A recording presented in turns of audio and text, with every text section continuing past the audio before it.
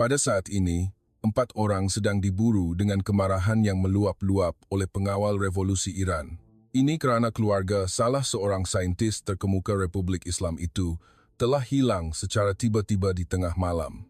Insan-insan yang menerima anugerah tertinggi daripada pemimpin agung telah meninggalkan segalanya untuk melarikan diri. Apakah yang telah mereka temui sehingga memaksa mereka membuat keputusan yang begitu berisiko? Dan bagaimanakah mereka berjaya melepasi jaringan pengawasan yang sekukuh tembok besi untuk mencari kebebasan? Mulai sekarang, saya akan ceritakan kepada Anda tentang perjalanan 96 jam yang mendebarkan itu. Sila ambil maklum bahawa beberapa butiran telah diubah untuk memastikan keselamatan watak-watak yang terlibat. Nama saya Anahita. Percayakah Anda jika saya katakan bahawa saya pernah menerangkan persamaan pelakuran termonuklear di hadapan pemimpin agung dan itu adalah ketika saya baru berusia 17 tahun? Apabila saya memenangi pingat emas kedua di Olimpiad Fizik Antarabangsa, saya digelar masa depan sains Iran. Berdiri di atas podium kemenangan, melihat bendera tanah air perlahan-lahan dinaikkan, saya tidak dapat menahan air mata. Wahai pemimpin agung, saya persembahkan kemenangan ini kepadamu. Laungan saya disiarkan secara langsung ke seluruh dunia. Keesokan harinya, apabila saya kembali ke Tehran, sesuatu yang luar biasa telah berlaku. Cik Anahita, pemimpin agung memanggil Anda dengan segera. 3 orang pegawai pengawal revolusi datang ke rumah saya pada waktu subuh. Bapa saya ialah seorang profesor fizik nuklear di Universiti Tehran. Ibu saya pula seorang penyelidik bioteknologi. Namun, berhadapan dengan pegawai keselamatan yang datang pada waktu sebegini, mereka tidak dapat berbuat apa-apa selain menggigil ketakutan. Apa yang berlaku? Suara bapa saya bergetar. Ini berita baik, Profesor. Salah seorang pegawai keselamatan tersenyum, sesuatu yang jarang berlaku.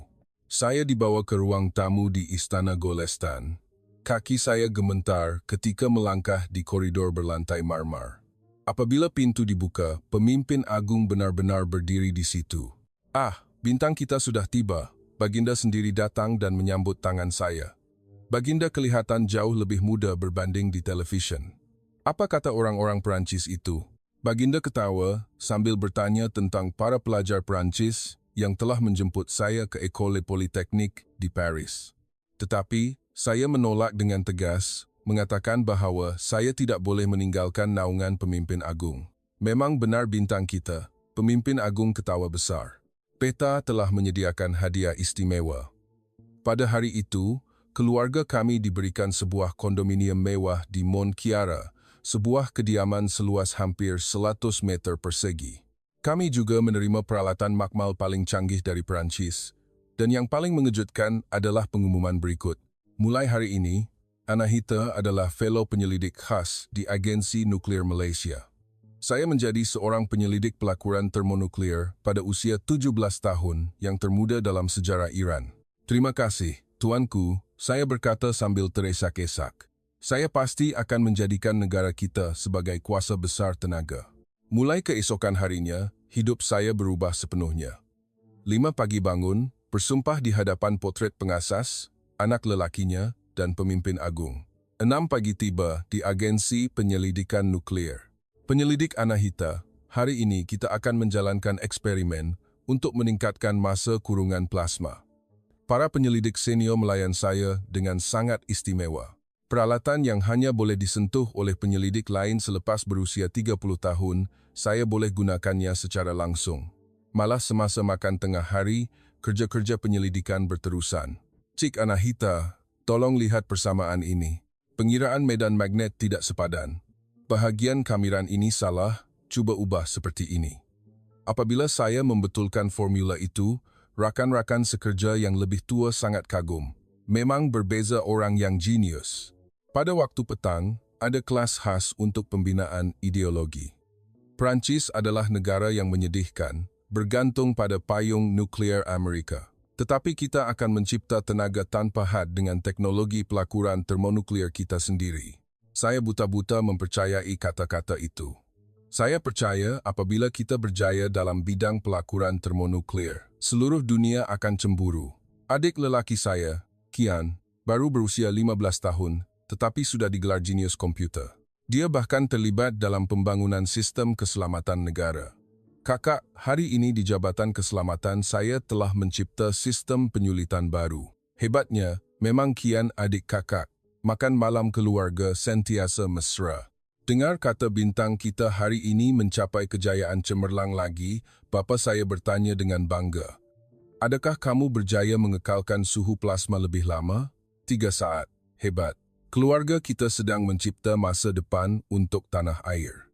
Ibu saya menerima surat penghargaan daripada pemimpin agung kerana membangunkan teknik pengubahsuaian genetik, manakala bapa saya telah meningkatkan kecekapan pengayaan uranium sebanyak 5%.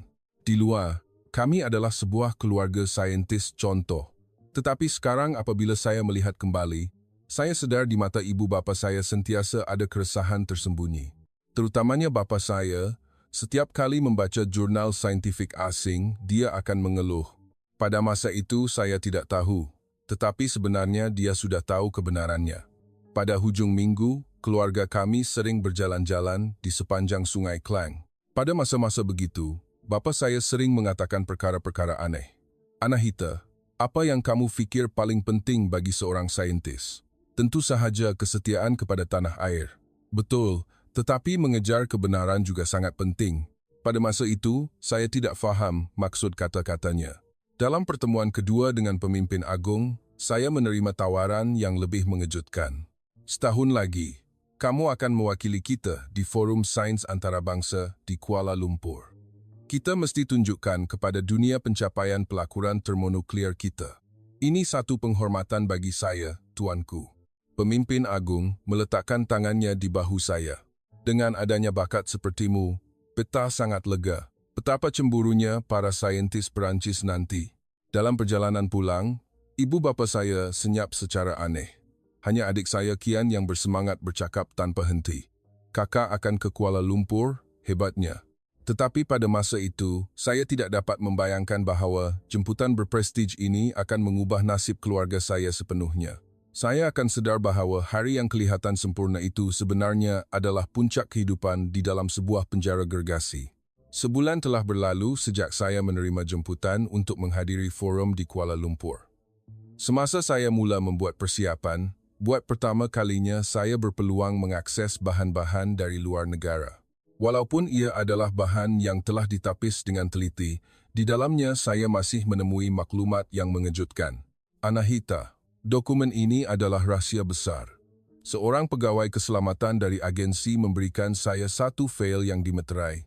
Ini adalah keadaan semasa penyelidikan pelakuran termonuklear di Amerika Syarikat dan Perancis. Membuka dokumen itu, saya hampir sesak nafas.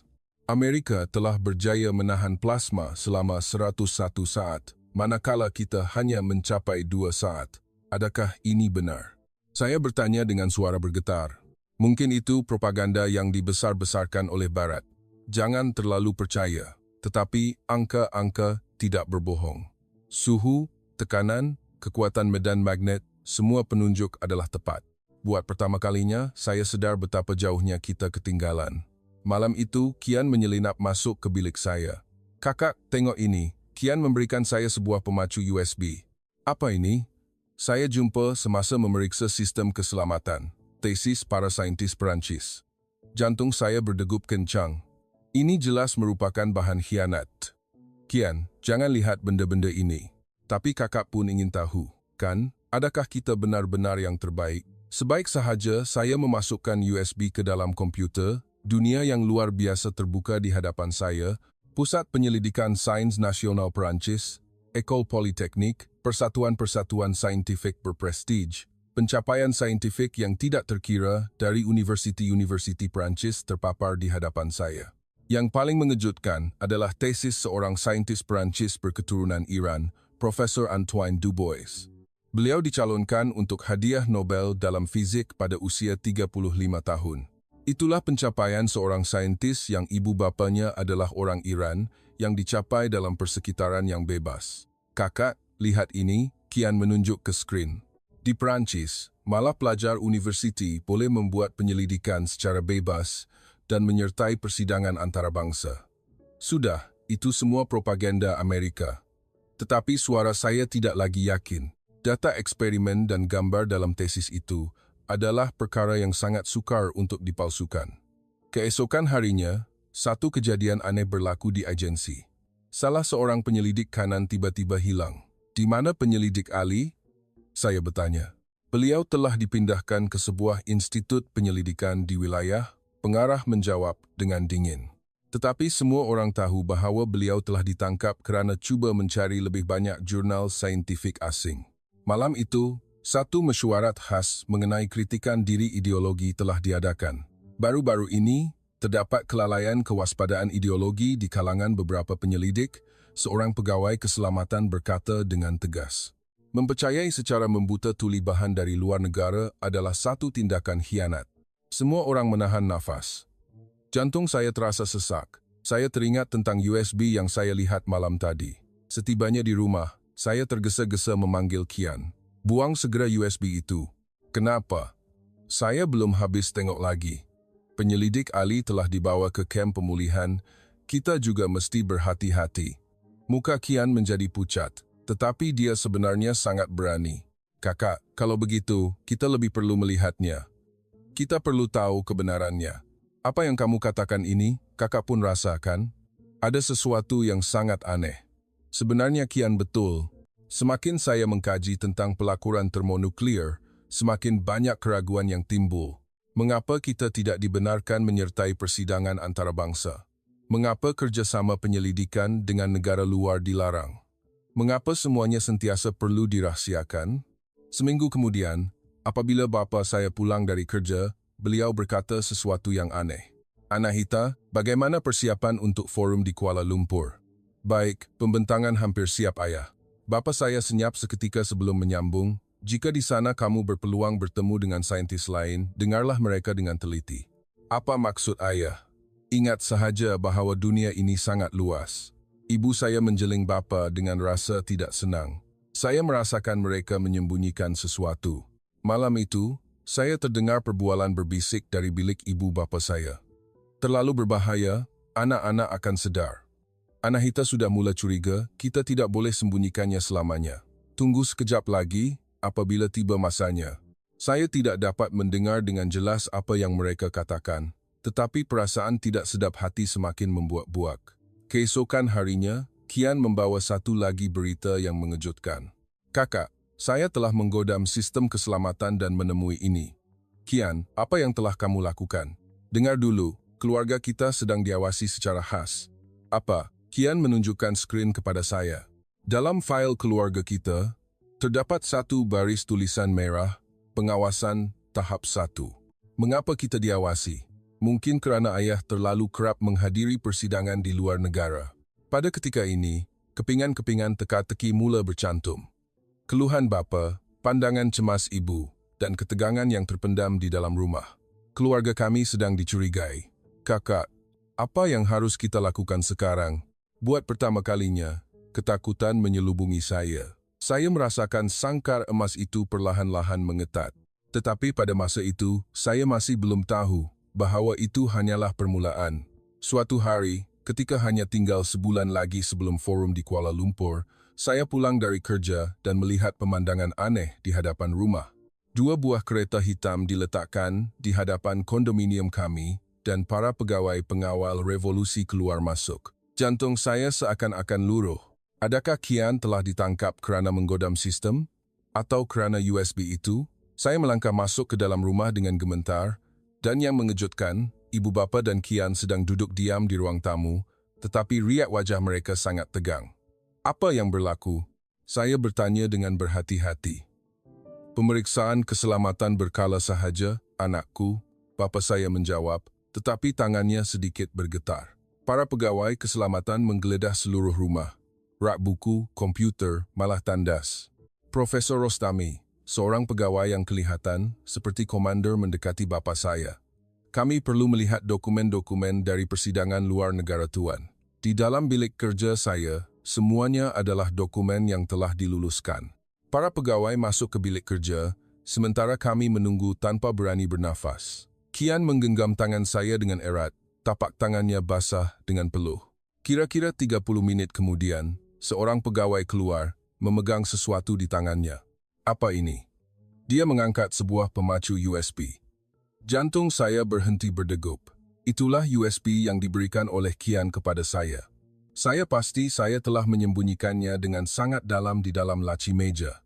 Saya tidak tahu. Bapa saya menjawab dengan tenang. Ini kali pertama saya melihat benda ini. Ia ditemui di dalam bilik kerja Profesor Rostami. Pada ketika ini, ibu saya bersuara. Ah, itu USB yang saya gunakan untuk menyimpan salinan rekod perubatan pesakit. Hospital yang berikan kepada saya. Pegawai itu melihat USB itu dengan curiga. Kami perlu periksa benda ini. Saya akan membawanya. Tetapi di dalamnya ada maklumat pribadi pesakit, ibu saya berkata dengan cemas. Keselamatan negara adalah yang utama. Selepas para pegawai pergi, kami senyap untuk seketika. Apa yang ada di dalam USB itu? Bapa saya bertanya dengan suara perlahan.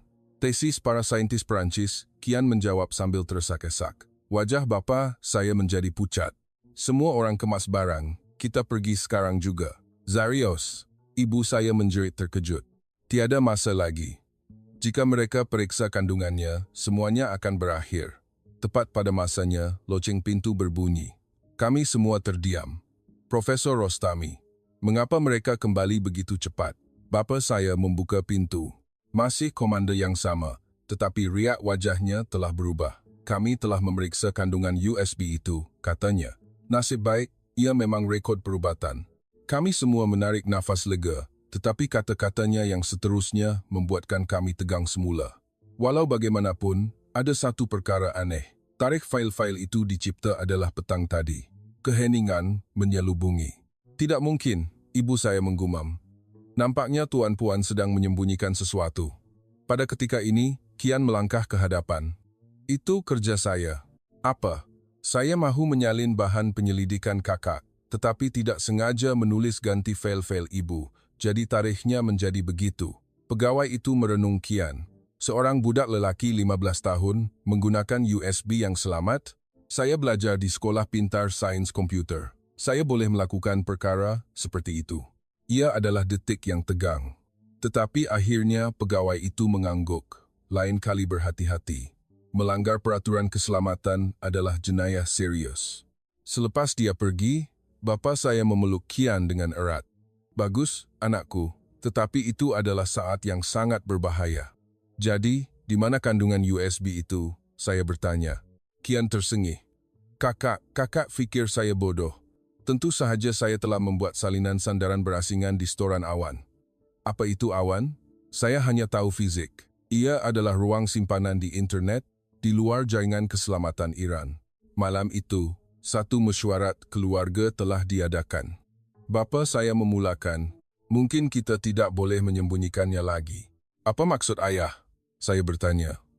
Anahita, Kian, apa yang telah kamu lihat adalah kebenaran. Kita sebenarnya telah ketinggalan. Bukan? Lebih tepat lagi, kita hidup dalam satu pembohongan. Ibu saya menangis. Maafkan ibu kerana membesarkan kamu di tempat seperti ini. Ibu, apa yang ibu katakan ini? Bapa saya melihat keluar tingkap dan berkata, tahun lepas semasa saya menghadiri persidangan di Istanbul, saya telah bertemu dengan para saintis Perancis. Saya terkejut melihat penyelidikan mereka. Mereka mendahului kita sekurang-kurangnya 20 tahun. Jadi, semua yang kita pelajari adalah dusta. Bukan dusta, tetapi hanya sebahagian daripada kebenaran. Kian bertanya, jadi, apa yang harus kita lakukan sekarang? Bapa saya berpaling kepada kami. Forum di Kuala Lumpur mungkin satu peluang. Tetapi tepat pada masa itu, loceng pintu berbunyi lagi. Kali ini ketua blok kediaman, Profesor Rostami. Esok pagi pengawal revolusi menjemput Tuan untuk berbincang. Untuk apa? Mereka kata akan meneliti semula kelayakan Tuan untuk menghadiri forum Kuala Lumpur. Selepas pintu ditutup, kami saling berpandangan. Sudah bermula, bapa saya menggumam. Pada masa itu saya tidak faham maksud kata-katanya, tetapi saya samar-samar merasakan bahawa saat perubahan nasib keluarga kami semakin hampir. Keesokan paginya, bapa saya meninggalkan rumah lebih awal daripada biasa. Itulah hari beliau bertemu dengan pengawal revolusi. Kami menunggunya dengan cemas. Ibu, Adakah ayah akan baik-baik sahaja?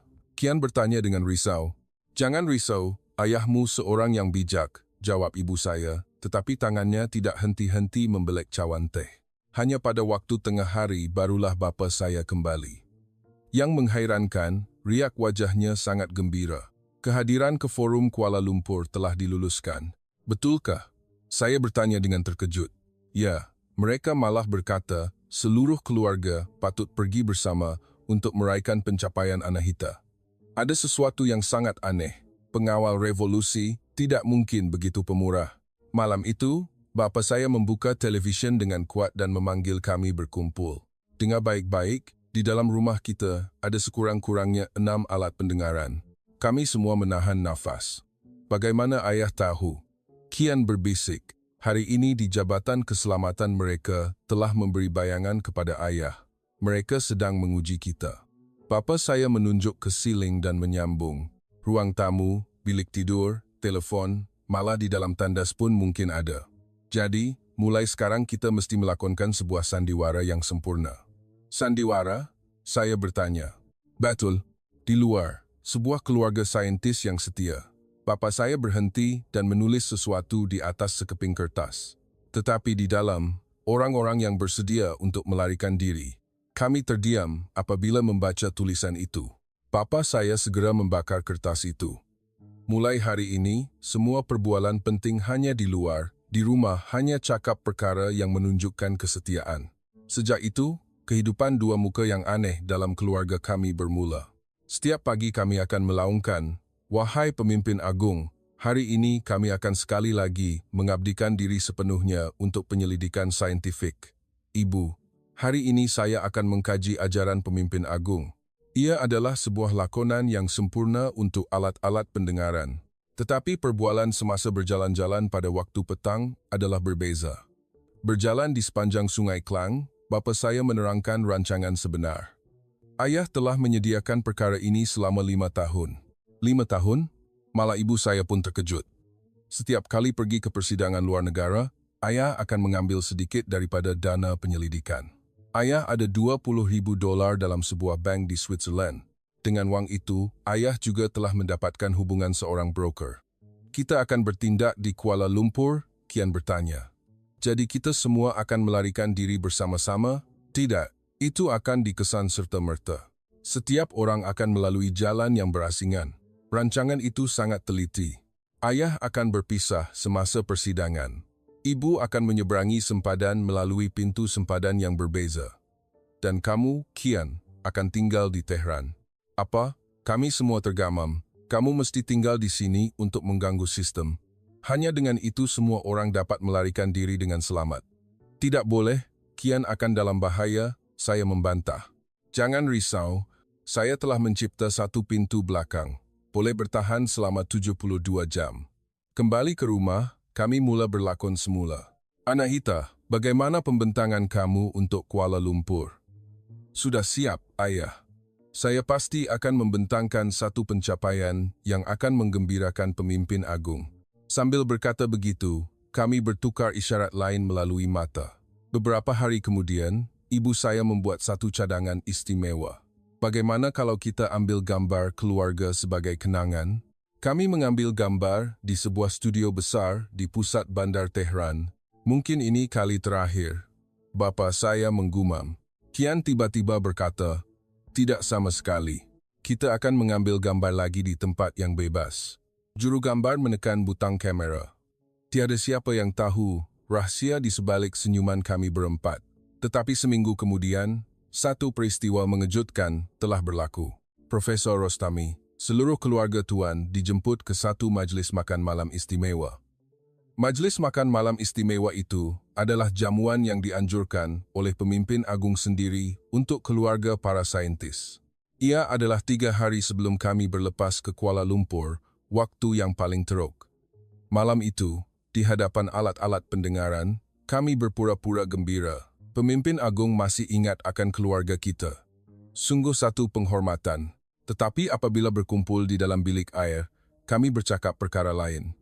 Ayah, ini mungkin satu perangkap. Ayah risau, tetapi kita tidak boleh tidak pergi, ibu saya mengeluh. Sebaliknya, Ini adalah satu peluang, kata Kian. Jika kita menunjukkan kesetiaan mutlak, mereka akan berhenti curiga. Hari majlis makan malam takdir itu tiba. Kami memakai pakaian terbaik kami dan pergi ke Istana Golestan. Keluarga Profesor Rostami sudah tiba. Pemimpin agung sendiri menyambut kami. Beta dengar Anahita sekali lagi mencapai kejayaan besar. Ya, tuanku. Kali ini kami telah membuat satu penemuan penting dalam teknologi kawalan plasma. Semasa saya menerangkan dengan penuh semangat, pemimpin agung tersenyum puas. Memang keluarga kesayangan Beta. Beta menantikan hasil yang baik di Kuala Lumpur. Baginda memandang Kian dan bertanya, "Dengar kata kamu seorang penggodam genius?" "Tidak sama sekali, tuanku. Saya hanya cuba belajar untuk berkhidmat kepada tanah air." "Rendah diri, Beta suka itu." Sepanjang malam, kami melakonkan watak sebuah keluarga yang setia dengan sempurna. Apabila pencuci mulut dihidangkan, pemimpin agung berkata dengan penuh makna, "Di luar negara akan ada banyak godaan, tetapi keluarga kita tentu sekali tidak akan goyah, bukan?" "Tentu sekali, tuanku," bapa saya menjawab dengan tegas. "Kami tidak akan sekali-kali melupakan jasa tuanku." Makan malam berakhir. Di dalam kereta pulang, kami semua keletihan. 3 hari lagi ke Kuala Lumpur, dan di sana keluarga kami mungkin akan berpisah selamanya. Tetapi demi kebebasan, kami sanggup menghadapi sebarang bahaya. 2 hari sebelum berlepas ke Kuala Lumpur, saya menjalankan eksperimen terakhir di agensi. Kali ini ada sebab istimewa. Saya telah menyusun semua data supaya rakan-rakan sekerja yang lebih muda dapat meneruskan penyelidikan apabila saya tiada lagi. Cik Anahita, suhu plasma telah melebihi 100 juta darjah. Pembantu saya menjerit gembira. Itu adalah rekod tertinggi dalam sejarah Iran. "Bertenang, masalahnya masih masa kurungan," saya menjawab dengan tenang, tetapi di dalam hati terasa pahit. Tiada siapa tahu bahawa saat ini akan menjadi eksperimen terakhir saya. Pada ketika ini, Ketua Keselamatan Agensi masuk. "Penyelidik Anahita, kami perlu membuat pemeriksaan terakhir pada bahan untuk pembentangan di Kuala Lumpur." "Ya, semuanya sudah siap." Di dalam bilik mesyuarat, mereka meneliti pembentangan saya dengan teliti. Mereka tidak mencari kesilapan saintifik, tetapi masalah ideologi. Bahagian ini nampaknya terlalu menekankan kepentingan kerjasama antara bangsa. Saya akan menyebut tentang pembangunan berdikari negara terlebih dahulu dan hanya membentangkan kerjasama sebagai elemen tambahan. Bagus. Dan apabila bertemu dengan saintis Perancis, sudah tentu mesti menunjukkan keunggulan kita. Ketua itu mengangguk puas. Malam itu di rumah, kami makan malam terakhir sebagai sebuah keluarga. Ia kelihatan seperti makan malam biasa. Tetapi kami semua tahu bahawa mungkin kami tidak akan pernah dapat berkumpul seperti ini lagi. "Anahita, di Kuala Lumpur sejuk, jangan lupa bawa pakaian tebal," ibu saya berpesan seperti biasa. "Baik, ibu jangan risau." Selepas makan malam, Kian masuk ke bilik saya. "Kakak, ambil ini. Ia adalah sebuah pemacu USB kecil." "Apa ini?" "Satu program yang saya tulis sendiri. Aplikasi komunikasi dan penyulitan selamat untuk digunakan di Malaysia, Kian. Dan ini adalah karya agung saya." Kian membuka komputer ribanya. "Satu bom jangka yang telah saya tanamkan dalam sistem pengurusan imigresen Iran. Apabila saya menghantar isyarat, sistem itu akan lumpuh selama 72 jam, terlalu bahaya. Bagaimana jika mereka dapat tahu? Jangan risau, saya juga telah menyediakan jalan keluar untuk diri saya." Malam itu, ibu bapa saya juga bersedia untuk perpisahan dengan cara mereka sendiri. Bapa saya menyusun nota-nota penyelidikannya, manakala ibu saya melengkapkan rekod perubatan pesakit. Pada pukul 3 pagi, kami berkumpul secara rahsia di atas bumbung. Malam di Tehran diselubungi kegelapan. Semua orang sudah ingat kaedah komunikasi kecemasan. Bapa saya memeriksa semula. Restoran Mamak di KL Central, Istanbul, kami menjawab serentak. "Jika seorang gagal, yang lain mesti teruskan," ibu saya berkata dengan tegas. "Mari kita berjanji." Pagi hari keberangkatan, kami melaungkan sumpah setia dengan lebih kuat daripada biasa. "Wahai pemimpin agung, kami ke Kuala Lumpur untuk menaikkan nama baik tanah air." Itu adalah lakonan terakhir untuk alat-alat pendengaran. Dalam perjalanan ke lapangan terbang, Kian tiba-tiba mengadu sakit perut. Saya perlu ke hospital. Kian mengerang. Sudah hampir waktu penerbangan, ibu saya cemas.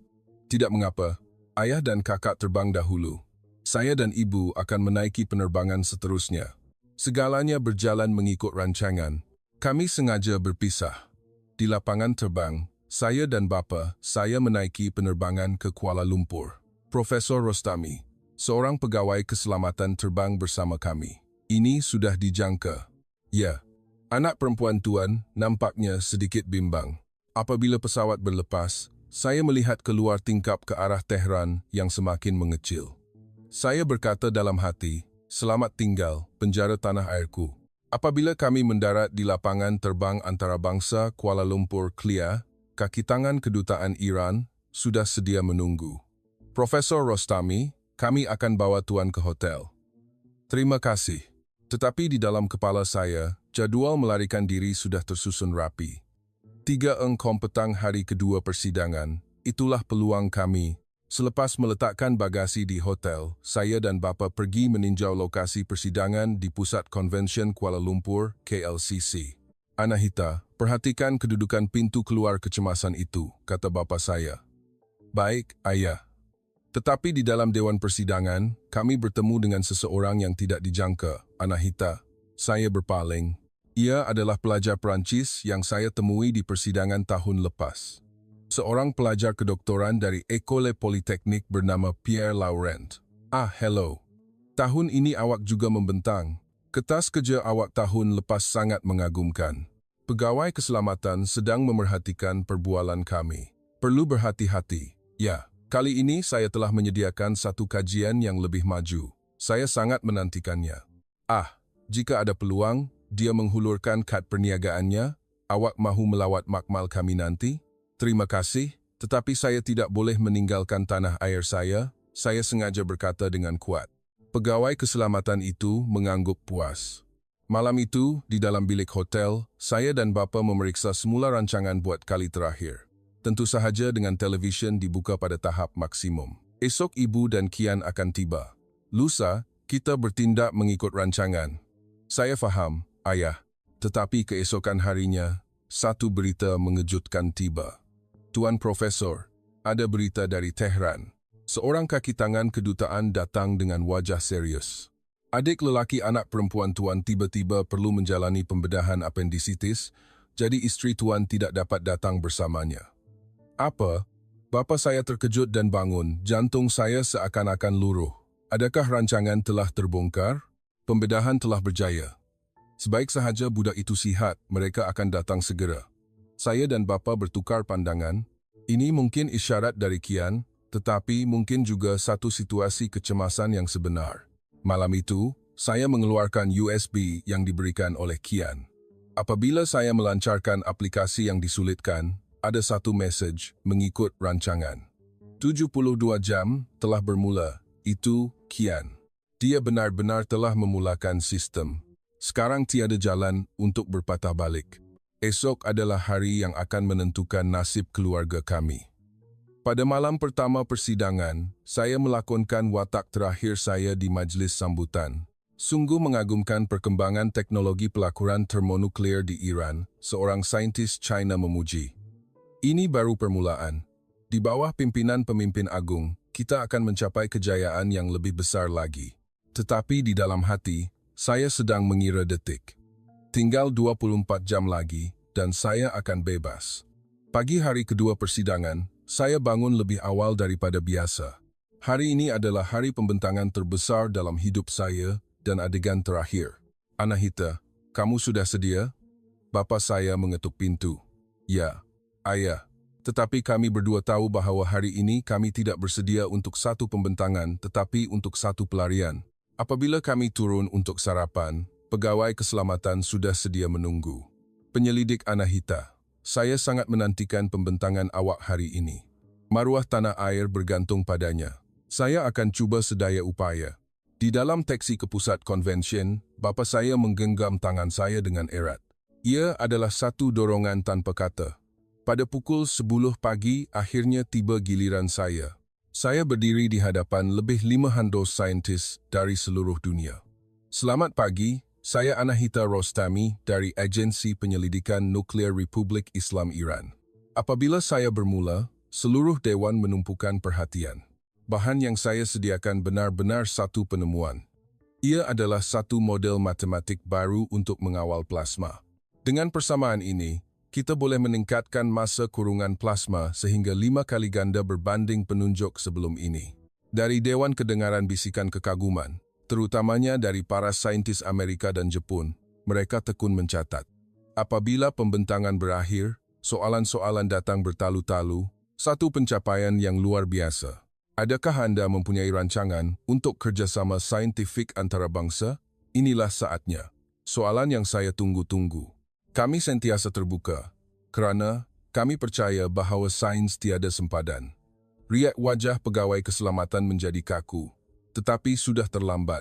Seluruh Dewan bertepuk tangan dan banyak kad perniagaan dihulurkan kepada saya. Semasa rehat makan tengah hari, saya dan bapa bertemu di dalam tandas 3 petang. Mengikut rancangan, bapa saya berbisik, bagaimana dengan Ibu dan Kian? Mereka bertindak sendiri. Kita mesti percaya. Sesi petang bermula. Saya sengaja duduk di barisan paling belakang. Pada pukul 2.45, saya perlahan-lahan bangun, berpura-pura hendak ke tandas dan keluar ke koridor. Tetapi pegawai keselamatan itu mengikut saya. Awak hendak ke mana? Saya ke tandas. Saya teman. Jantung saya berdegup kencang, tetapi saya tetap berjalan dengan tenang. Sementara dia menunggu di pintu tandas, saya mengeluarkan USB yang diberikan oleh Kian. Di tingkap tandas, ada seutas tali yang telah disediakan. Bapa saya telah memasangnya malam tadi. Tepat pukul 3, saya membuka tingkap dan melompat keluar. Ia hanya tingkat 2, jadi tidak terlalu tinggi. Penyelidik. Jeritan pegawai keselamatan kedengaran di belakang. Tetapi saya hanya terus berlari seperti orang gila. Saya keluar dari bangunan melalui satu pintu keluar kecemasan yang telah dikenal pasti. Saya menahan sebuah teksi dan menjerit, "Stesen KL Central, cepat." Pemandu itu memandang saya dengan aneh, tetapi apabila saya menyumbat 2 drink ke tangannya, dia terus memecut. Tepat pada masanya, telefon berdering. Itu bapa saya. Ayah pun sudah keluar, bertindak mengikut rancangan, seorang diri. "Baik ayah, jaga diri." Di stesen kereta api, saya menemui satu tiket kereta api ke Padang Besar yang telah ditempah. Tiket itu dibuat dengan pasport palsu yang telah digodam dan dicipta oleh Kian. Sebaik saja saya menaiki kereta api, siren polis kedengaran dari belakang. Nampaknya arahan untuk menahan saya telah dikeluarkan. "Kian, adakah sistem kamu berfungsi?" Pada masa ini di Tehran, Kian berada di dalam bilik komputer bawah tanah pengawal revolusi. "Rakan Kian, pemeriksaan sistem sudah selesai." "Ya, tiada apa-apa yang luar biasa. Tetapi Kian telah menyelesaikan semua persediaan. Sistem pengurusan imigresen, rangkaian pencarian, malah rangkaian komunikasi. Pengawal revolusi perisian hasad yang telah ditanamnya akan diaktifkan tidak lama lagi. Sementara itu, ibu saya berada di sebuah hospital di kawasan sempadan, berhampiran sempadan Turki. Dr. Rostami, jika Puan sudah selesai melawat pesakit, Puan boleh pulang." "Terima kasih, tetapi saya mahu periksa stor ubat dahulu sebelum pergi." Ibu saya berpura-pura pergi ke stor, tetapi sebenarnya beliau telah menyelinap keluar melalui pintu belakang hospital. Seorang broker yang telah dihubungi terlebih dahulu sedang menunggunya di dalam sebuah truk. Bapa saya pada masa ini berada di sebuah persidangan saintifik di sebuah bandar sempadan. "Profesor Rostami, adakah Tuan mendengar apa-apa berita dari Kuala Lumpur?" Seorang rakan sekerja bertanya. "Berita apa?" "Dengar kata anak perempuan Tuan telah hilang dari persidangan." Bapa saya berpura-pura terkejut. "Apa? Tidak mungkin. Ia adalah satu lakonan yang sempurna." Sebenarnya bapa saya juga sudah bersedia untuk melarikan diri. Di dalam kereta api ke Padang Besar, saya memeriksa mesej dari Kian. Tinggal 59 jam. Sistem mula mengalami masalah. Rangkaian komputer Iran benar-benar mula mengalami gangguan. Tetapi tiba-tiba kereta api berhenti. Seorang konduktor masuk dan mula memeriksa dokumen. "Sila tunjukkan pasport Anda." Saya menghulurkan pasport palsu dengan gemetar. Pegawai itu melihatnya dengan teliti. Jantung saya terasa seperti mahu melompat keluar. Cik Nur Aisyah, apa yang awak buat di Kuala Lumpur? Saya menyertai satu persidangan saintifik. Awak pelajar? Ya, pelajar kedoktoran di Universiti Malaya. Nasib baik, maklumat palsu yang dicipta oleh Kian adalah sempurna dan berjaya melepasi pemeriksaan. Konduktor itu memulangkan pasport dan beredar. Tetapi masih terlalu awal untuk berasa lega. Melihat keluar tingkap, saya nampak polis sedang menunggu di stesen. Semuanya baru bermula. Kiraan detik 96 jam masih berterusan. Dalam masa 59 jam lagi, program Kian akan berakhir. Dan sebelum itu, seluruh keluarga kami mesti tiba di tempat yang selamat. Adakah kami akan berjaya? Kereta api bergerak semula. Dan saya melihat pemandangan yang tidak berkesudahan di luar tingkap. Itulah permulaan perjalanan panjang menuju kebebasan. Setibanya di padang besar, saya segera meninggalkan stesen dan mencari sebuah rumah tumpangan kecil yang telah ditempah. Saya berharap pasport palsu itu masih sah. Masuk ke dalam bilik, saya terus membuka komputer riba dan log masuk ke aplikasi komunikasi yang disulitkan oleh Kian. Kakak selamat, itu Kian. Kami berkomunikasi dalam masa nyata. Ya, kakak di padang besar. Adik masih di Tehran. Saya di bilik komputer, pengawal revolusi. Sistem bertindak balas lebih cepat daripada yang saya jangka. Apa maksud adik? Pihak berkuasa Iran telah mengeluarkan waran tangkap untuk kakak. Mereka juga telah meminta kerjasama polis Malaysia dan negara-negara jiran. Tetapi virus yang saya tanam sedang berfungsi, jadi data sentiasa salah. Tiba-tiba di skrin muncul barisan kod yang kompleks. Apa ini? Penjejakan masa nyata. Titik merah adalah polis yang mencari kakak. Titik biru adalah kakak. Melihat skrin itu sangat menakutkan. Titik-titik merah sedang tertumpu di sekitar stesen padang besar. Tinggalkan rumah tumpangan itu segera. Dalam 10 minit lagi polis akan tiba di sana. Saya tergesa-gesa mengemas barang, hanya mengambil komputer riba, pasport dan wang tunai, lalu menyelinap keluar melalui pintu belakang. Kakak kena pergi kemana sekarang? Tunggu sekejap, saya sedang mengira laluan ke stesen bas. Dari situ, naik bas ke Kuala Lumpur. Saya mengikut arahan Kian. Saya mahu menaiki taksi, tetapi terlalu berbahaya. Sebaliknya, saya menyewa sebuah motosikal. Pada masa ini, satu mesej dari ibu saya tiba. Sudah menyeberangi sempadan Turki, sudah bertemu dengan broker. Anahita, hati-hati. Syukurlah ibu saya telah menyeberang dengan selamat, tetapi masih tiada berita dari bapa. Walaupun bimbang, saya mesti terus bergerak. Apabila saya tiba di stesen bas, Kian menghantar satu mesej cemas. Kakak, ada masalah. Polis Malaysia telah mengaktifkan sistem pengecaman wajah. Pakai pelitup muka dan cermin mata hitam. Saya tergesa-gesa masuk ke sebuah kedai berdekatan untuk membeli pelitup muka dan topi.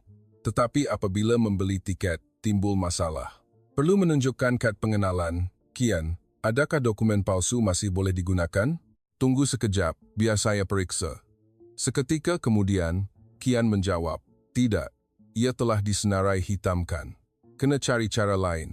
Pada masa ini, saya ternampak seorang wanita tua sedang bersusah payah dengan beg-beg berat. Mak Cik, biar saya tolong. Oh, terima kasih, baiknya anak ni. Mak Cik nak ke Kuala Lumpur, tapi barang banyak sangat. Satu idea muncul di fikiran saya. Mak Cik, saya tolong bawa barang. Boleh tak Mak Cik tolong belikan satu tiket untuk saya sekali dengan tiket Mak Cik? Saya tertinggal kad pengenalan di rumah. Boleh saja, budak-budak sekarang baik betul. Terima kasih kepada wanita tua itu. Saya berjaya membeli tiket dengan selamat. Di dalam bas, Kian menghubungi saya lagi. Kakak, saya telah menyebarkan maklumat palsu ke dalam sistem polis bahawa kakak telah pergi ke arah bertentangan ke Pulau Pinang. Bagaimana? Saya telah mencipta satu video deepfake kakak dan memasukkannya ke dalam rakaman kamera pengawasan di stesen bas Pulau Pinang. Itu akan memberi kita sekurang-kurangnya 3 jam. Saya sekali lagi menyedari bahawa adik lelaki saya adalah seorang jenius sejati. Pada masa ini, akhirnya ada mesej dari bapa. Sudah menyeberangi sempadan Pakistan, sedang menuju ke Karachi. Semuanya mengikut rancangan. Seluruh keluarga telah menyeberangi sempadan dengan selamat, tetapi itu baru permulaan. Kian menghantar satu mesej yang membimbangkan. Kakak, berita buruk. Pasukan penggodam Iran telah mula menganalisis kod saya lebih cepat daripada jangkaan. Jadi, apa yang harus dilakukan? Tidak mengapa. Saya telah mencipta banyak pelayan umpan. Sementara mereka mengejar yang palsu, saya boleh melengahkan masa. Tetapi suara Kian juga kedengaran tegang. Dan kakak, dalam 48 jam lagi, program saya akan padam secara automatik. Sebelum itu, semua orang mesti sampai ke tempat yang selamat. Apabila bas tiba di Kuala Lumpur, hari sudah gelap. Saya berdiri di stesen bas menanti arahan Kian. Pergi ke kafe di hadapan pintu keluar nombor 3 di KL Central. Akan ada orang kita di sana. Orang kita? Ya, seorang ekspatriat yang tinggal di sini. Ayah telah menghubunginya terlebih dahulu. Di kafe itu, seorang lelaki pertengahan umur mendekati saya. Cik Anahita, saya telah menunggu awak. Ya, terima kasih. Cepat, saya akan bawa awak ke tempat yang selamat dengan kereta saya. Di dalam kereta, saya terus berkomunikasi dengan Kian. Kakak, di pengawal revolusi sekarang huru-hara. Rangkaian lumpuh sepenuhnya. Kerana itu, mereka tidak dapat menjejaki ibu dan bapa. Dan adik, bila akan keluar? Dalam 36 jam lagi. Saya mesti mengganggu sehingga saat terakhir supaya semua orang dapat melarikan diri dengan selamat. Air mata saya mengalir. Seorang adik lelaki berusia 15 tahun mempertaruhkan nyawanya untuk keluarga. Apabila kami tiba di tempat selamat, ada orang yang tidak dijangka sedang menunggu di sana. Anahita, itu ibu saya, dan bapa saya juga. Ibu, ayah, kami berpelukan dan menangis. Tetapi kegembiraan itu singkat. Pertemuan semula tanpa Kian tidak lengkap. Kita pasti akan bawa Kian keluar, bapa saya berkata dengan tegas. Tepat pada masanya, satu isyarat amaran berbunyi dari komputer riba. Kecemasan. Penggodam Iran telah menemui pelayan sebenar. Sistem mula runtuh. Saya boleh bertahan paling lama 24 jam lagi. Masa tidak banyak. Untuk menyelamatkan Kian dan membawa semua orang ke tempat yang selamat, kami hanya ada 24 jam. Perang digital telah memasuki fasa terakhir. Selepas pertemuan semula yang singkat di tempat perlindungan, kami terpaksa berpisah lagi. Untuk mengelakkan pengejaran pihak berkuasa, kami tidak boleh bergerak bersama. Kita mesti mulakan operasi menyelamatkan Kian, kata bapa saya, menghamparkan sekeping peta. Dalam masa 24 jam, ibu saya bertanya dengan cemas. Menurut koordinat yang dihantar Kian, dia telah keluar dari Tehran dan sedang menuju ke timur, ke sempadan Afghanistan. Kita akan bertemu di sana. Pada masa ini, satu mesej suara dari Kian tiba. Latar belakangnya adalah bunyi langkah tergesa-gesa. Kakak, saya berada di sebuah pekan berhampiran sempadan. Sudah menaiki bas malam ke sempadan. Pengawal revolusi terlambat 5 menit. Sistem akan bertahan kira-kira 18 jam lagi. Kian, hati-hati, saya menjerit ke mikrofon. Jangan risau, saya telah menyediakan sesuatu yang lain. Kakak di mana? Saya berhampiran Kuala Lumpur. Sekarang saya akan ke sempadan. Bapa saya menerangkan rancangan. Anahita dan ibu akan ke sempadan Thailand. Tunggu di sana. Ayah akan pergi bertemu Kian. Terlalu bahaya, ibu saya membantah. Ayah mesti pergi. Ayah lebih tahu selok-belok sempadan. Kami terpaksa mengucapkan selamat tinggal lagi. Kali ini saya sangat berharap ini adalah kali terakhir. Saya dan ibu menaiki kendaraan yang dipandu oleh broker menuju ke sempadan Malaysia Thailand. Kawalan sempadan akhir-akhir ini sangat ketat, terutamanya pada waktu malam. Saya tahu, tetapi kami tiada masa. Di dalam kendaraan, saya terus memeriksa keadaan Kian. Dia menghantar lokasinya dalam masa nyata. Sudah sampai di sebuah kampung berhampiran sempadan, sedang menunggu pemandu arah. Ramai pegawai keselamatan berpakaian biasa di sini. Hati-hati. Saya telah menyediakan satu perangkap, seperti yang kakak ajar. Sementara itu, bapa saya juga sedang dalam perjalanan ke sempadan. Pada pukul 3 pagi, kami tiba di sebuah tempat perlindungan berhampiran sempadan. Di sana, kami bertemu dengan sebuah keluarga pelarian lain. Kami juga bercadang untuk menyeberangi sempadan malam ini, kata sepasang suami istri muda. Kamu juga ada anak kecil? Ibu saya terkejut. Ya, dia baru berumur 5 tahun. Kami mahu mencari kebebasan untuknya sebelum dia membesar. Kami semua berkongsi impian yang sama, kehausan yang membara untuk kebebasan. Pada masa ini, satu mesej cemas dari Kian tiba. Kakak, ada masalah. Pengawal revolusi telah menjejaki perjalanan saya. Mereka telah mengeluarkan amaran di pintu sempadan. Apa yang harus dilakukan? Kena tukar laluan. Saya akan pergi ke arah sempadan Pakistan. Bapa saya telah dimaklumkan. Ayah juga telah menukar arah. Ayah akan tiba di sana lebih awal untuk membuat persiapan. 4 pagi. Akhirnya tiba masanya untuk menyeberangi sempadan. Ikut saya senyap-senyap. Pemandu arah berbisik. Sungai Golok yang memisahkan kedua-dua negara lebih lebar daripada yang saya sangka. Air pada akhir bulan November sejuk seperti ais. Ini bahagian yang paling cetek, tetapi air masih separas pinggang. Kami membungkus pakaian di dalam beg plastik dan menjulangnya di atas kepala. Saat saya melangkah ke dalam air, seluruh badan saya terasa kebas. Ibu oke? Saya menggenggam tangannya erat. Ya, jangan risau. Tetapi tangan ibu saya terasa seperti ais. Apabila kami sampai separuh jalan, tiba-tiba cahaya lampu suluh terpancar. Siapa di sana? Itu adalah peronda sempadan. Lari, pemandu arah menjerit. Kami terdesak menyeberangi sungai. Bunyi tembakan kedengaran, tetapi kami tidak boleh berhenti. Bapa yang membawa anak berusia 5 tahun itu rebah. Bawa anak saya, dia menjerit. Saya dan ibu menyambut budak itu dan berlari. Menjejakkan kaki ke darat, kaki saya terasa lemah, tetapi masih terlalu awal untuk berasa lega. Di sini pun tidak selamat. Cepat. Kami terpaksa berjalan kaki selama 30 menit lagi, basah kuyup dan menggigil kesejukan. Pada masa ini, satu mesej dari Kian tiba. Kakak, saya sudah sampai di lokasi tetapi tidak nampak ayah. Walaupun bimbang, ada satu berita baik. Tinggal 8 jam lagi sebelum sistem runtuh sepenuhnya. Mesti bertemu sebelum itu. Apabila kami akhirnya tiba di tempat selamat, bapa saya menelepon, ayah sudah jumpa Kian. Sekarang sedang membawanya ke sempadan. Betulkah? Dia selamat, ya. Tetapi kawalan sangat ketat. Rancangan asal mungkin tidak dapat dilaksanakan. Pada masa ini, Kian mengambil telepon. Kakak, saya oke, tetapi keadaan di sini tidak baik. Kena cari cara lain. Cara apa? Saya telah menyediakan sesuatu yang lain. Sejenis virus yang ditanam dalam rangkaian maklumat peronda sempadan. Ia boleh melumpuhkan rangkaian selama 10 menit. Cukupkah? Mesti cukup. Tiada cara lain. Pada pukul 5.30 pagi, serangan siber terakhir Kian bermula. Sekarang. Kian menjerit. Bapa dan Kian berlari ke arah tebing sungai dalam kegelapan. Kami dari seberang mengelipkan lampu suluh. Arah sini.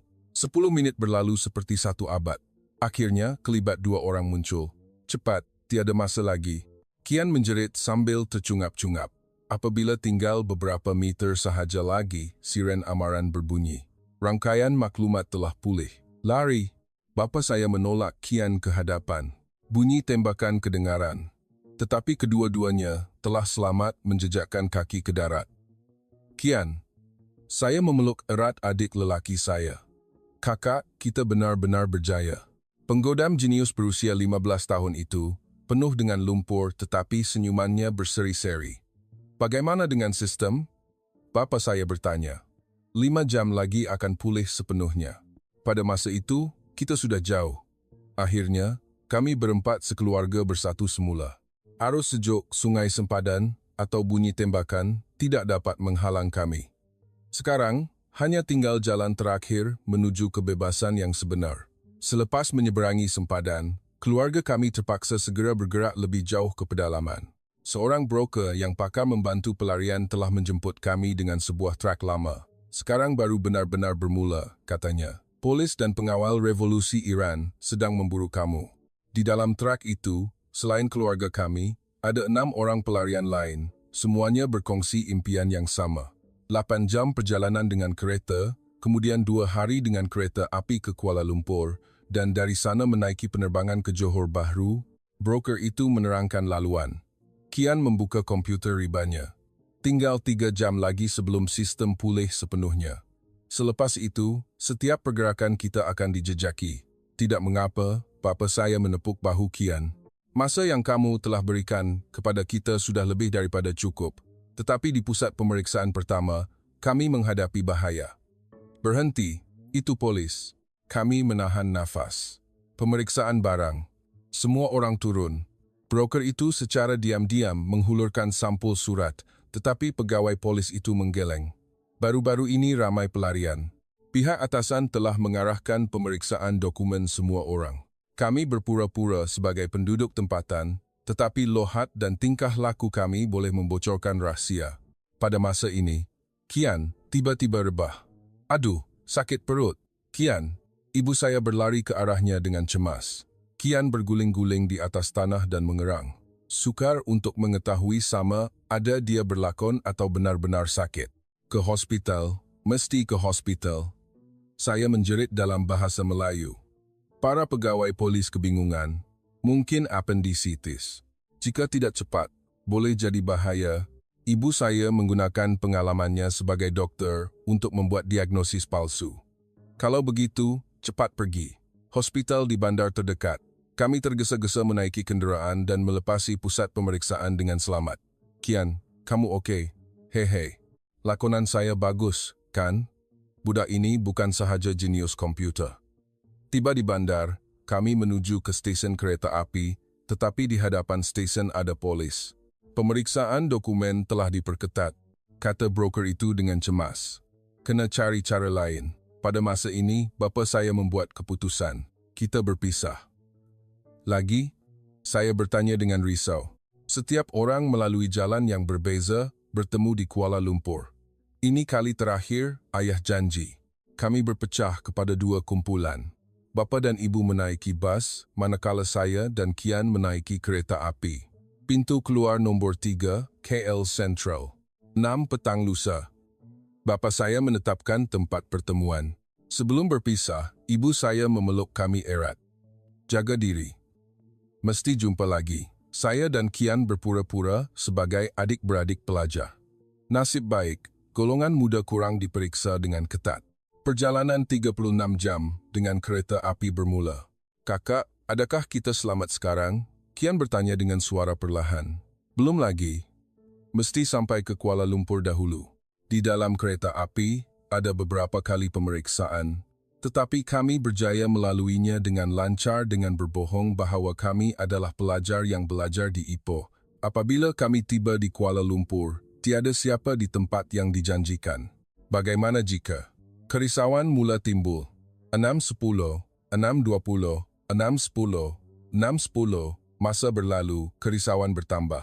Pada masa ini, dari jauh muncul dua kelibat yang dikenali. Ibu, ayah, kami berpelukan lagi. Bas rosak jadi lambat sampai. Kamu mesti risau. Sangat risau. Sekarang hanya tinggal fasa terakhir, menyerah diri kepada pihak berkuasa. Pada pukul 4 pagi, kami bersama pelarian lain menaiki sebuah van. 8 jam lagi akan sampai ke pusat. Di sana, kita akan menyerah diri kepada Kementerian Dalam Negeri. Perjalanan itu tegang, tetapi tiada sebarang insiden. Akhirnya kami berdiri di hadapan sebuah bangunan. Kami adalah pelarian politik. Mohon suaka. Seorang pegawai membenarkan kami masuk. Selamat datang. Sekarang kamu semua selamat. Perjalanan panjang telah berakhir. Bermula dari Tehran, merentasi seluruh negara, menyeberangi sungai, meredah hutan. Akhirnya kami berdiri di ambang kebebasan. Kian? Ya, kakak. Sekarang, semuanya baru bermula. Di Kuala Lumpur, di sebuah pejabat Kementerian Dalam Negeri, buat pertama kalinya kami berasa selamat. Seorang pegawai kanan menyambut kami dengan mesra. Kamu semua telah melalui banyak perkara. Sekarang jangan risau lagi, tetapi prosedurnya rumit. Pengesahan identiti, mengisi borang, soal siasat. Apa yang kamu lakukan di Iran? Kami menjawab dengan berhati-hati. Penyelidik pelakuran termonuklear, ahli teknologi biologi, profesor fizik nuklear, mata pegawai itu membulat. Bakat-bakat berharga telah datang kepada kami. Kerajaan Malaysia akan memberi kamu perhatian khusus. Kami ditempatkan di sebuah kemudahan yang dilindungi selama seminggu. Buat pertama kalinya kami dapat tidur dengan lena. Nasi lemak ini sedap. Kian, katanya terharu. Tidak seperti di Tehran kan? Ya, tapi di sini lebih sedap. Di televisyen, berita Malaysia disiarkan. Akhbar bebas, pendapat yang pelbagai, dunia yang sama sekali baru. Tetapi pada hari keempat, sesuatu yang tidak dijangka berlaku. Keluarga Profesor Rostami, seorang kaki tangan datang berkata, Iran telah mengeluarkan notis merah Interpol untuk kamu semua atas tuduhan mendedahkan rahsia negara.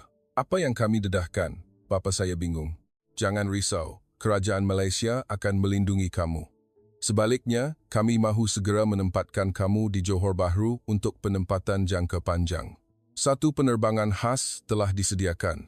Pelarian biasa terpaksa menunggu berbulan-bulan. Tetapi kami, selepas seminggu sahaja, sudah dibenarkan terbang. Mengapa kami dilayan begitu istimewa? Saya bertanya.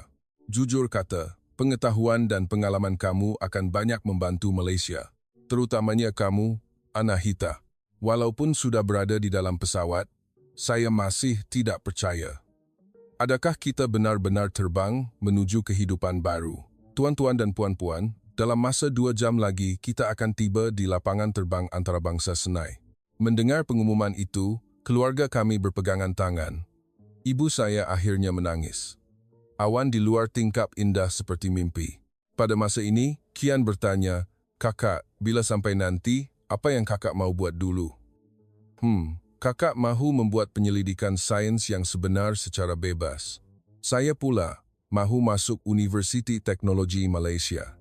Haha, awak masih pelajar sekolah. Ada pengecualian untuk jenius. Masa berlalu dengan cepat. Kami mula mendarat. Apabila pesawat merendah, cahaya lampu kelihatan di luar tingkap. Itukah Johor Bahru? Kian kagum. Lautan cahaya yang terbentang hingga ke kaki langit.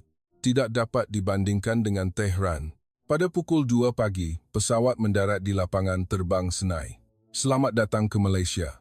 Kata-kata pramugari itu sekali lagi membuatkan kami menitiskan air mata. Saat yang paling mengharukan adalah semasa melalui immigration. Tujuan lawatan bukan suaka. Kami datang untuk menjadi warga negara Malaysia. Pegawai itu tersenyum dan mengecop pasport. Selamat datang. Di balai ketibaan, kaki tangan sudah menunggu. Oleh kerana kamu di bawah perlindungan khas, kami akan membawa kamu ke tempat yang selamat. Dalam perjalanan ke bandar, kami melihat sekeliling. Tingginya bangunan-bangunan ini, Kian, tidak henti-henti mengagumi. Kenapa banyak sangat lampu? Sebuah bandar yang tidak pernah tidur, saya menerangkan. Apabila kami tiba di pusat sokongan, hari sudah menjelang pagi. Di sini, kamu akan mengikuti kursus integrasi selama 12 minggu. Selepas mendapat bilik dan mengemas barang, saya masih tidak percaya. Adakah kita benar-benar di Malaysia, Ibu? Betul, anakku. Sekarang kita sudah bebas. Minggu pertama berlalu dalam kebingungan. Demokrasi, ekonomi pasaran, masyarakat Malaysia banyak perkara baru. Orang boleh mengundi secara bebas? Bapa saya terkejut. Boleh mengkritik Perdana Menteri tanpa ditangkap? Kian tidak percaya. Yang paling mengejutkan adalah internet. Boleh cari apa sahaja, tiada sekatan. Kian seperti menemui dunia baru. Kakak, di YouTube ada beribu-ribu kuliah fizik percuma. Saya juga tergamam. Boleh tonton kuliah dari Universiti Malaya, dari Stanford. Inilah dunia yang sebenar. Pada minggu kedua, satu pertemuan istimewa telah diadakan. Universiti Teknologi Malaysia sangat berminat dengan kamu. Mereka telah menawarkan kemasukan terus tanpa peperiksaan. Betulkah? Kian juga boleh masuk ke Maktab Sultan Abu Bakar. Tawaran-tawaran seperti dalam mimpi. Suatu hari di pusat itu, saya bertemu dengan seorang pelarian lain. Awak Anahita, sungguh terkejut. Ia adalah Fatemeh, rakan sekelas saya di sekolah menengah di Tehran. Fatemeh, awak pun di sini? Saya tiba tahun lepas. Akhirnya awak pun di sini. Kami berpelukan dan menangis. Siapa sangka kita akan bertemu seperti ini? Kenapa tiada siapa yang beritahu kita bahawa kebebasan ini begitu indah? Apabila kursus berakhir, keluarga kami diberikan sebuah pangsapuri kecil. Ini rumah kita. Kian berlari gembira di sekeliling bilik. Tiada potret yang perlu digantung, tiada alat pendengaran. Malam itu, kami memesan pizza untuk meraihkan. Untuk Malaysia yang bebas, untuk permulaan baru keluarga kita. Cheers! Pemandangan malam Johor Bahru di luar tingkap sungguh indah. Kami benar-benar berjaya. Mengharungi segala bahaya dan kesukaran, kami telah menemui kebebasan. Sekarang, kehidupan sebenar bermula. Selepas menamatkan kursus integrasi, keluarga kami berpindah ke sebuah pangsapuri kecil di Johor Bahru. Walaupun hanya seluas kira-kira 70 meter persegi, ia adalah ruang kebebasan kami sendiri. Mulai hari ini, inilah rumah kita, kata bapa saya sambil memasukkan kunci ke dalam lubang kunci. Wow, ada air panas 24 jam. Kian membuka paip air dengan kagum. Hujung minggu pertama, kami pergi membeli belah di pasar raya. Semua ini boleh dimakan? Ibu saya tidak percaya matanya melihat kaunter buah-buahan. Pisang, oren, mangga perkara yang di Iran, hanya pegawai tinggi sahaja yang boleh makan, di sini dijual dengan banyaknya. Kita boleh beli apa sahaja yang kita mahu? Saya bertanya. Kalau ada duit, boleh beli semuanya? Juru jual itu tersenyum. Membayar dengan kad di kaunter juga satu perkara baru. Boleh beli barang tanpa wang tunai? Apabila kami pulang untuk menyediakan makan malam, ibu saya tiba-tiba menangis. Kenapa, ibu? Ibu terlalu gembira. Kehidupan biasa seperti ini terasa seperti mimpi. Pada hari Isnin, saya pergi ketemu Duga di Universiti Teknologi Malaysia. Anahita, ceritakan tentang pengalaman penyelidikan kamu di Iran. Saya mengkaji pelakuran termonuklear, khususnya kawalan plasma. Para profesor sangat kagum dan bertanya banyak soalan. Pada usia ini sudah membuat penyelidikan seperti itu sukar dipercayai. Tetapi ada banyak batasan. Sekarang saya mahu membuat penyelidikan secara bebas. Seminggu kemudian, saya menerima surat tawaran. Kakak dapat? Kian lebih gembira daripada saya. Kian juga menunjukkan keputusan yang luar biasa dalam peperiksaan kemasukan ke Maktab Sultan Abu Bakar. Umur 15 tahun, sudah ada kemahiran pengaturcaraan seperti ini. Awak belajar di mana? Saya belajar sendiri. Semasa menggodam sistem keselamatan Iran, Kian menjawab dengan jujur. Para penemu Duga cuba menahan ketawa. Bapa saya diterima bekerja di Agensi Nuklear Malaysia, manakala ibu saya mula bersedia untuk peperiksaan pensijilan perubatan. Tetapi penyesuaian bukanlah mudah. Pernah sekali saya cuba memohon kerja sambilan di sebuah kedai serbaneka. Awak pelarian dari negara itu, ya? Maaf, kami tiada kekosongan. Saya ditolak di beberapa tempat. Prasangka terhadap pelarian masih wujud. Kakak, adakah kita pelik? Kian bertanya. Tidak sama sekali, masa akan menyembuhkan segalanya. Di universiti pada mulanya juga sukar. Awak dari Iran? Pernah nampak pemimpin agung secara langsung? Di sana orang betul-betul makan serangga ke? Soalan-soalan ingin tahu kadangkala menyakitkan hati saya. Tetapi perlahan-lahan saya menemui rakan-rakan yang melayan saya dengan ikhlas. Anahita, awak hebat. Melarikan diri dari tempat seperti itu. Mari kita belajar bersama. Saya akan tunjukkan semua yang awak belum tahu. Kian menjadi bintang di sekolahnya. Kian Rostami menang lagi pertandingan pengaturcaraan kebangsaan. Memang jenius. Dengar kata, syarikat-syarikat teknologi besar sudah menawarkannya latihan amali. Tetapi perkara yang paling sukar adalah kerinduan terhadap mereka yang masih berada di tanah air. Entah bagaimana keadaan Fatimi sekarang, saya mengeluh. Rakan-rakan sekerja di agensi, bapa saya tidak menghabiskan ayatnya. Namun, kami hidup setiap hari dengan rasa syukur. Pada hujung minggu, kami meneroka tempat-tempat baru. Wow, Legoland di sini? Cantiknya bangunan Sultan Ibrahim. Kali pertama, melihat laut di Desaru, Kian sangat terharu. Kakak, laut ini benar-benar tiada penghujung. Sekarang kita juga boleh pergi ke mana sahaja. 6 bulan kemudian, satu keajaiban kecil berlaku. Anahita, kertas kerja saintifik kamu telah diterima di sebuah persidangan antarabangsa, Profesor Penyelia memberitahu. Betulkah? Ya. Model kawalan plasma yang kamu cadangkan sangat baru. Perkara yang di Iran, saya tidak berani impikan. Keluarga kami perlahan-lahan menyesuaikan diri dengan kehidupan baru. Bapa saya dihargai di agensinya.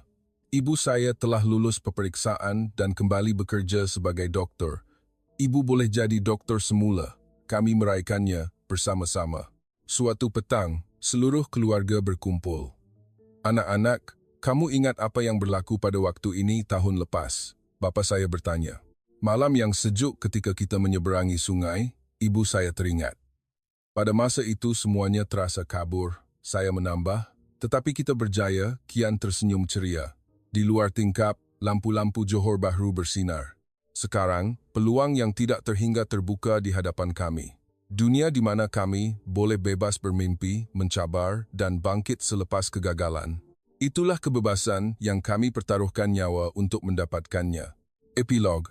Setahun telah berlalu sejak pelarian kami. Saya meneruskan penyelidikan mengenai pelakuran termonuklear di Universiti Teknologi Malaysia dan teori kawalan plasma yang saya bangunkan di Iran mula menarik perhatian antarabangsa. Kisah keluarga kami juga telah diketahui secara meluas, menjadi sumber inspirasi kepada ramai orang tentang nilai kebebasan dan keberanian. Kian, walaupun masih pelajar, telah memulakan syarikat pemulanya sendiri, sebuah platform pendidikan teknologi maklumat untuk remaja pelarian seperti kami, sebagai membalas budi atas bantuan yang diterima. Bapa saya menyumbangkan pengetahuannya untuk penggunaan tenaga atom bagi tujuan keamanan dan klinik ibu saya yang menyediakan perkhidmatan perubatan kepada pelarian Iran akan dibuka tidak lama lagi. Kami telah sepenuhnya menjadi sebahagian daripada masyarakat Malaysia. Tetapi kami tidak pernah melupakan mereka yang masih tinggal di sana. Mereka yang mengimpikan kebebasan, tetapi tidak dapat pergi. Kami berharap suatu hari nanti, mereka juga akan dapat menikmati kebebasan ini. Demi hari itu, hari ini kami terus menjalani kehidupan yang sepenuhnya, menjalani kehidupan kami yang sebenar di Malaysia yang bebas.